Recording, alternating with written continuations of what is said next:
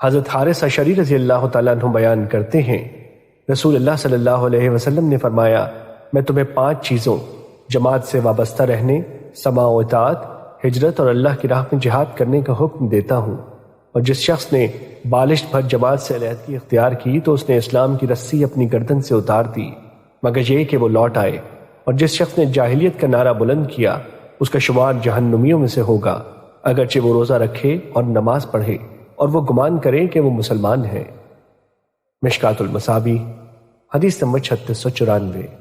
حضرت زیاد بن قصیب ادوی بیان کرتے ہیں، میں ابو بکرہ کے ساتھ ابن عامر کے منبر کے پاس تھا جبکہ ابن عامر خطبہ دے رہا تھا اور اس نے باریک لباس پہنا ہوا تھا۔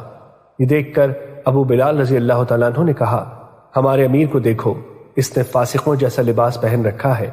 ابو بکرہ نے کہا، خاموش ہو جاؤ، میں نے رسول اللہ صلی اللہ علیہ وسلم کو فرماتے ہوئے سنا، جس شخص نے اللہ کے سلطان کی زمین میں اہانت کی تو اللہ اس کی اہانت کرے گا۔ مشکات المصابیح حدیث نمبر 3695۔ حضرت ابو ہریرہ رضی اللہ تعالیٰ عنہ بیان کرتے ہیں، رسول اللہ صلی اللہ علیہ وسلم نے فرمایا، 10 افراد کے امیر کو بھی اس حال میں لایا جائے گا کہ اس کا ہاتھ گردن کے ساتھ بندھا ہوگا، حتیٰ کہ اس کا عدل اسے آزاد کرا دے گا یا اس کا ظلم اسے ہلاک کرا دے گا۔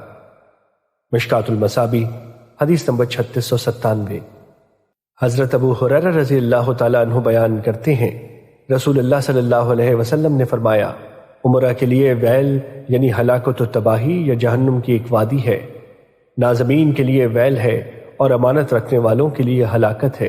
روز قیامت لوگ آرزو کریں گے کہ ان کی پیشانیاں ثریا کے ساتھ معلق ہوتی، وہ زمین و آسمان کے درمیان حرکت کرتے رہتے لیکن وہ کسی کام کی ذمہ داری اور سرپرستی قبول نہ کرتے۔